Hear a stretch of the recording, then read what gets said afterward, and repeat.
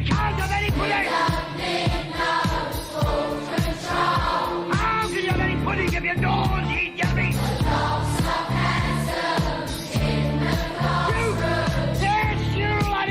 They might be, say, a resident physician. Chances of them qualifying for any level of forgiveness is really not terribly good. And so there's been some debating, between Chuck Schumer and Biden, and saying about how much could be forgiven. And Biden administration said maybe $10,000. Well, if you have $250,000 of student loans, sure, you'll love to have $10,000 forgiven, exactly. But is that really all that meaningful? Okay. Hi, this is Don and Nicole. Welcome back to Tax Wars. We just started this with the previous interview that we had with Keith Conley, CFP on student loans. He is a foremost student loan forgiveness, debt forgiveness expert. We've got him back today. There's a lot of chatter going on right now, a lot of noise in the student loan forgiveness area of the country. And we want to discuss that. But first, we're going to start off just by having Keith to remind everyone a little bit about his background, what he's doing, and how he also assists many of the student loan borrowers right now with their circumstances. So with no further ado, Keith Conley. Keith, how are you? And welcome back. I am fantastic. Happy to be here. Thanks for the invite back.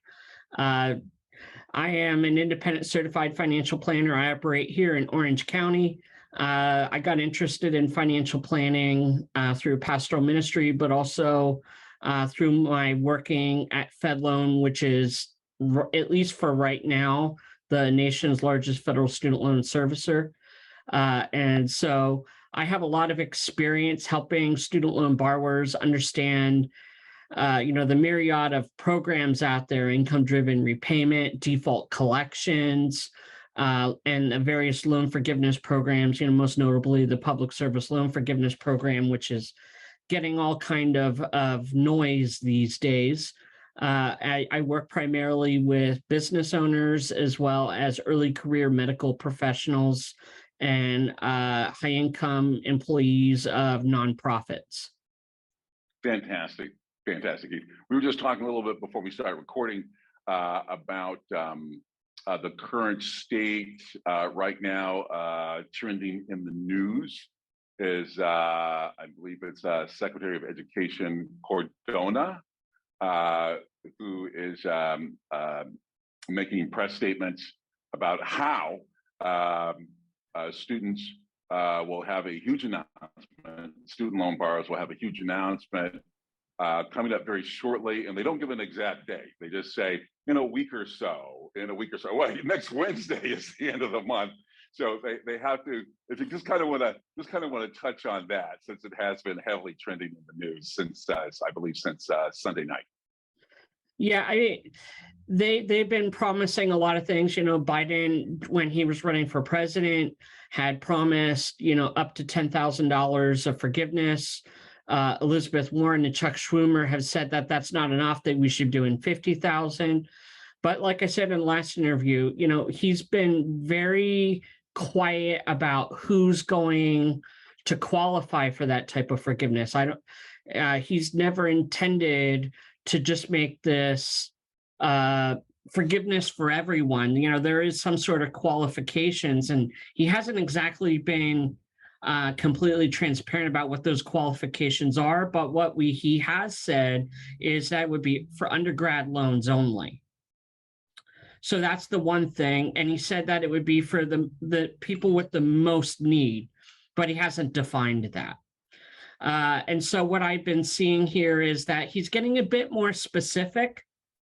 And he's saying that, a married filing jointly couple making up to $150,000 to $250,000 perhaps. But again, this is all just pure speculation, leaks out of the Department of Ed, kind of sound bites in the media, what they're guessing, but nothing has really been formally announced yet. The thing is that, as of today, what is it, the 22nd, the payments are supposed to start September 1st. So all these borrowers who have been making payments for 2 years are supposedly going to have to start making payments. But as we were talking before we got started here, the servicers aren't preparing their borrowers to start making payments. So I think one of the announcements that's going to be made is, hey, we're going to push back the moratorium on the interest and the payments. And I would guess, till next year. We got the midterms coming up. They can't make the student loan borrowers upset because they got to start making payments. Right.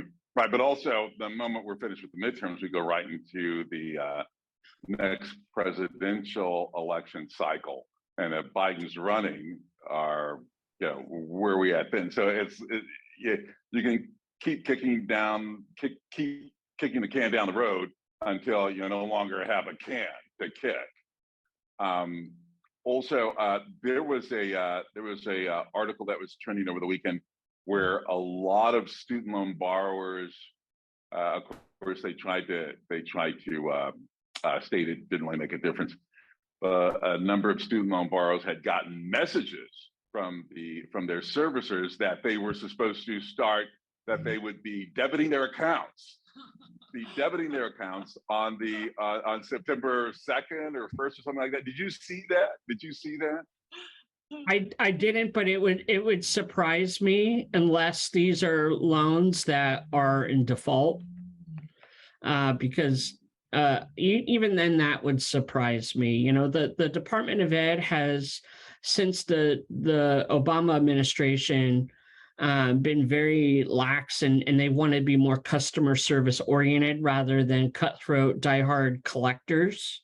When I started out in the student loan world, the default collections department, which I eventually transferred over to, was very cutthroat. I remember people's on the phone saying, hey, you need to sell the car and start paying on your student loans. You can't afford your $700 a month car payment. And then after I transferred over, we were instructed, no, don't be so mean and harsh.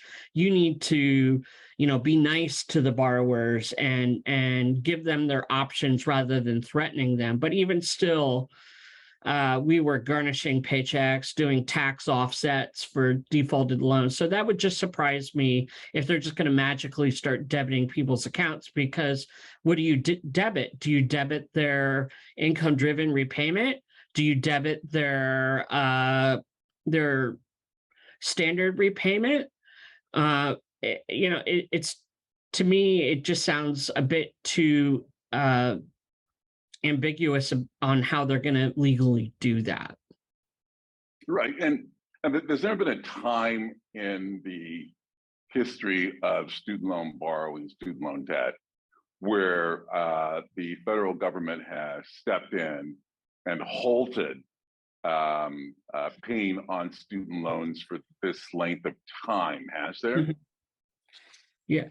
No, I can't think of any. And, I just want to say that, mark my words, once they do start making payments or requiring payments within 9 months, we're going to have millions of dollars in defaulted states, because they're not going, the Department of Education and the servicers, in my estimation, in my experience, are not going to make the proper steps to help the borrowers to start making payments again. So really, if you have student loans, or listeners have clients with student loans, it's really important that you encourage your clients, get these loans taken care of, file for income-driven repayment, start making payments, because you do not want to fall in default. I promise you. It will wreck your credit. You can be subject to wage garnishments of 15% of net wages. And if your clients qualify for a tax refund, guess what? The loan servicer could take that too. Exactly. And we've seen that happen which is why many people have emailed us. Why are you your tax? Why are you doing stuff on student loans? And I said, well, hey, listen, it's all related to tax and the IRS at the end of the day. Yeah. Okay. Like It is related.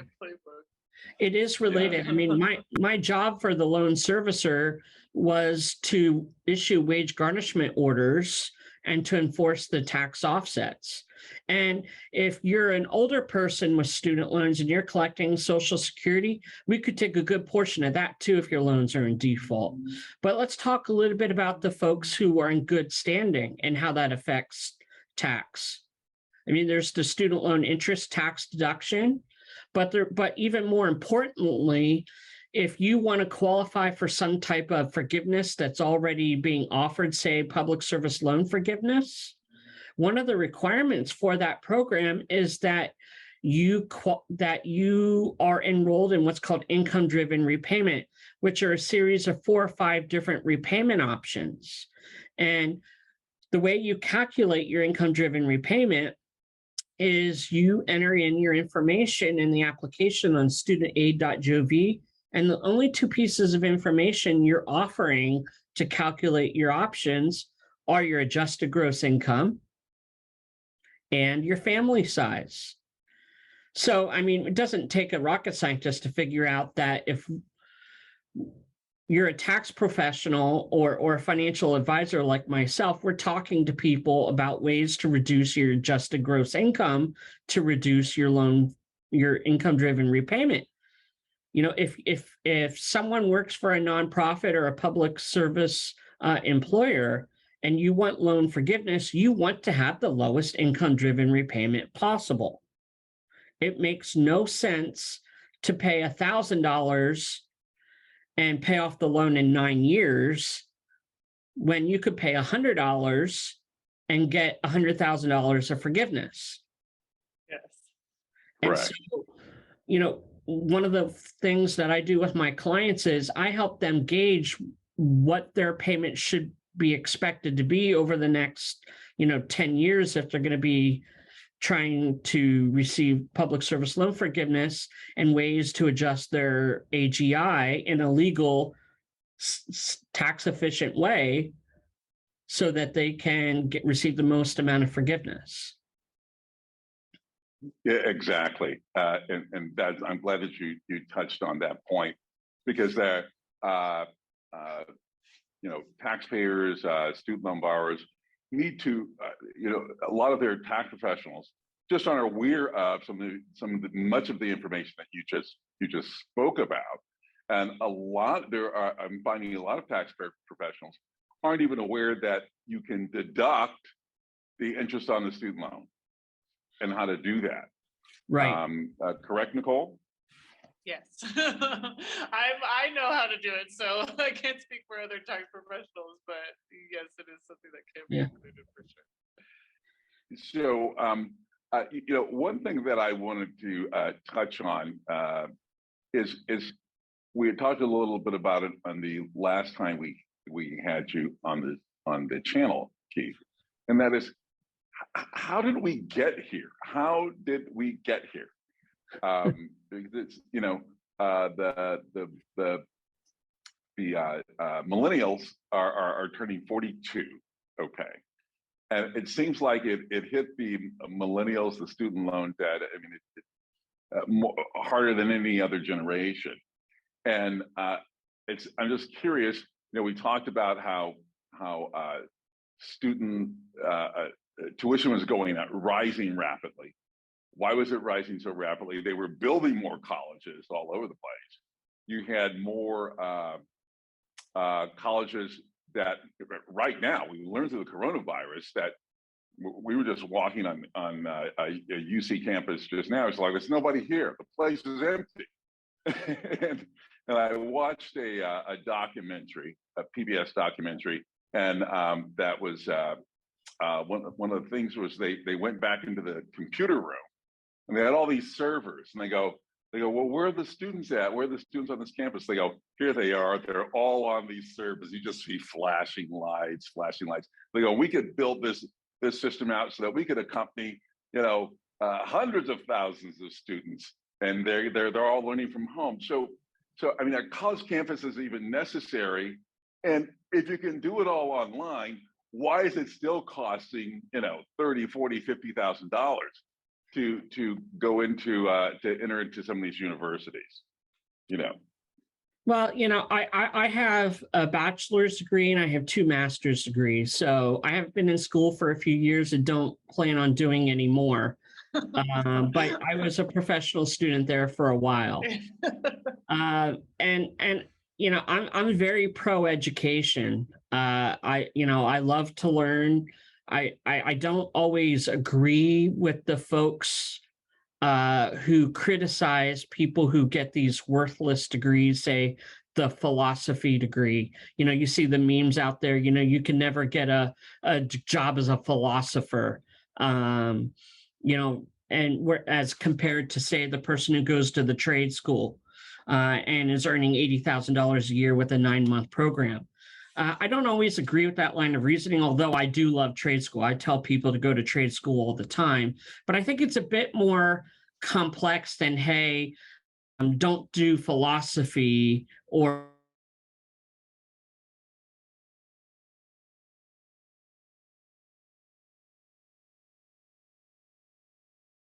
political sense.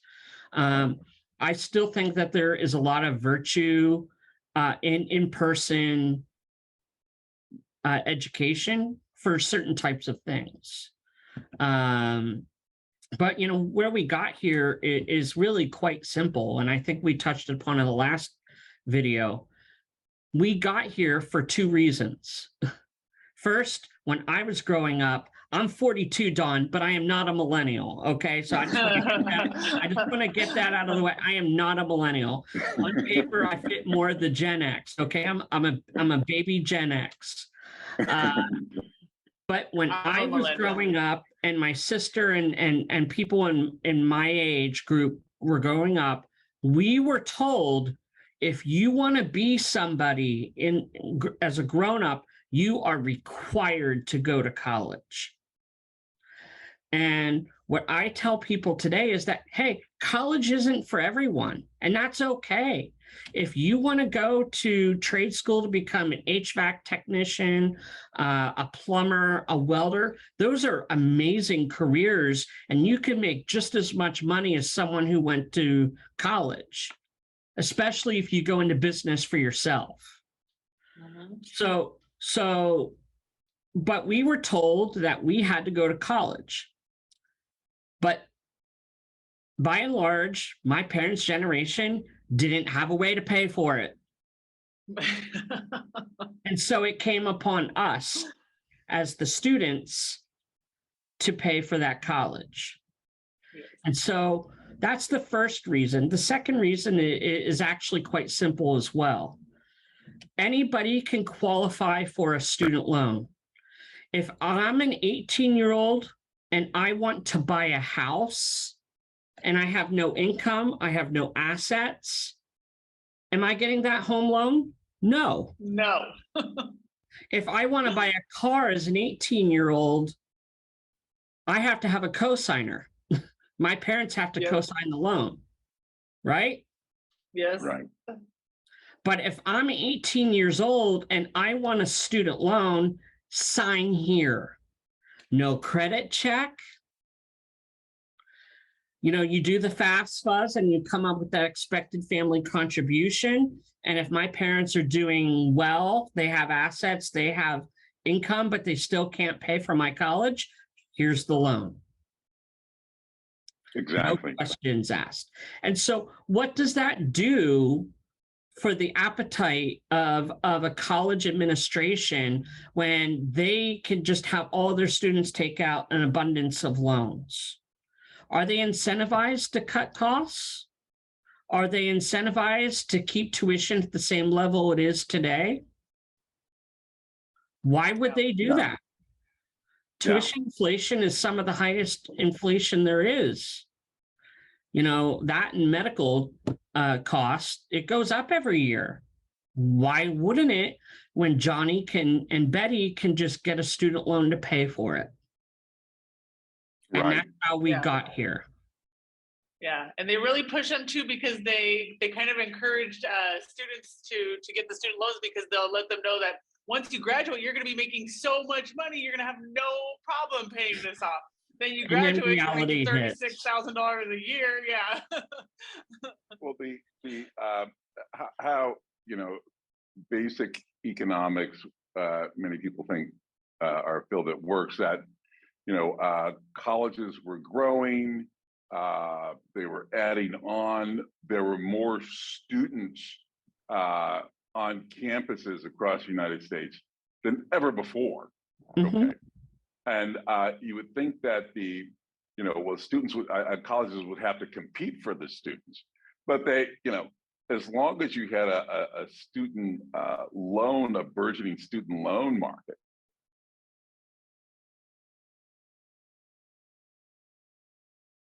gravy train was just going to keep going forever. It's kind of like in the housing market when prices just start going parabolic. Mhm. People in the real estate industry and consumers just think, hey, I'm getting 30, 40, 50% equity in my house, adding equity in my house every year. At what point in time would it stop? And I'm just curious, when are we going to see an end game here with regards to this growth in student loan borrowing and this growth and the cost of tuition at universities and colleges here in the U.S.? What do you think? I think that there's going to be, in my opinion, two things that are going to happen. I think that over time, we're going to see increased socialized education. You're even starting to see it here in Southern California, where you can go to community college for next to nothing, if not for free. And so that's going to be the solution. But what I'm also seeing is an increased number, or at least maybe the beginning of new schools that are opening that don't take student loans. I know of a college in the San Bernardino Rialto area. It's a year-round school, and you finish the degree in 3 years with the degree in business, and they take no student loans, and the degree costs about $30,000. Wow. Total. Wow. So I think that one of the things we may be seeing is other schools coming up that are not taking federal dollars. I mean, there's two that I can think of offhand that have been around for generations, Grove City College in Western Pennsylvania and Hillsdale in Michigan. Those are very niche type schools, but I think that we're going to start seeing more of that. Just my own personal biases. As much as I love education and learning, I'm not always convinced that college is really a worthwhile education anymore with a whole lot of agendas out there. And so we need to be a bit more judicious. Do we want the socialized education where we're a lot of garbage? And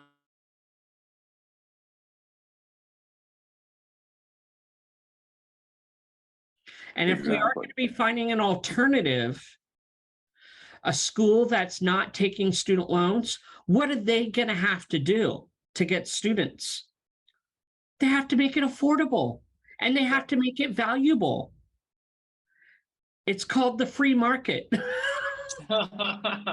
Exactly. Yeah. Yeah, exactly. It's, how a lot of things that universities have done over the past, I'll say the past 10 years, 10, 15 years, as they were offering courses specifically to attract young people to want to go to college. That was part of their marketing plan. I know my son, okay, thank God he's doing quite well. but he decided to go to college back in Massachusetts. Born and raised in Southern California, never lived anywhere else. And he decided to go to school in Massachusetts. I said, "Are you crazy? You never experienced anything below 50 degrees, right?" And he says, "Well, yeah, this college," and it was a private college. He goes, "This college, Dad, they allow you to get your degree, your undergrad degree in video gaming." I was like, "What?" I go, you mean computer science, where they teach you how to program?" "No, video gaming." I go, I've never heard of this before. Never heard of this before. And they were packing up this school with all these young men and some women who wanted to work in the video game industry. And I was like, "Buddy," I go, "video game is just," I go, "why don't you go to your dad's alma mater? Go to UC Irvine." I go, "They've got a great computer school there." I go there. You don't have to travel across the country to go live in some small town in Mass where you're going to get cold and everything. And just go there. And surely enough, I never got a chance to visit the campus because he ended up leaving after 2 years. And then he finally did come back and go to UC, got his degree in AI and in robotics, right? But it took him a much longer time because he had to transfer, go back and get some other credits. And he just recently graduated. So very proud. But he could have saved a lot of time if he, if they didn't have offer that type of product out there that I believe in certain sense confuses the student loan borrowers, parents as well. And that there's a lot of offerings at university campuses that are just basically just to attract students to empty their pocketbooks or get them in debt. Does that make sense? It does. When I talk to clients who have children going to college, I like to try to talk to the kids. I like to talk to the 18-year-old. And I like to talk some sense into them because I'm working with a couple right now. They're a physician and a physician's assistant, and their combined student loan balance is over $800,000. And so when I talk to an 18-year-old, I warn them of the dangers of taking student loans. It's not that I'm always 100% against student loans, but let's be creative. If I'm interested in computer science and I want to get into cybersecurity or something that I don't understand anything about, right? But I have a student here who's interested in that. My first piece of advice to them is go to the community college for 2 years, get it out of the way.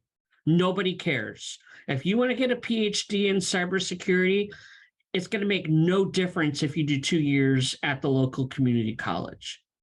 You just wiped out half of the debt that you need for your undergrad degree.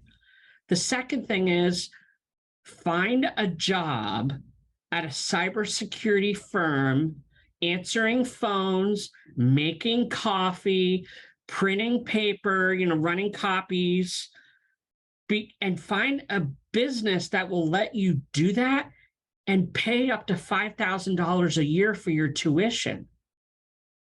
And if it takes you 6 years to get your undergrad degree and you only have $5,000 to $10,000 worth of student loans, you now have experience and the education. When I graduated from graduate school the first time, it was in Christian ministry. And that didn't pan out for me. But I thought because I had a master's degree that I was going to make, $80,000 a year minimum. Okay. And I don't care if your degree is in engineering or pre-law or whatever. You're not guaranteed a high-paying job just because you have a degree. But if you have the degree and the experience, you have an enormous leg up on the college graduate with no experience.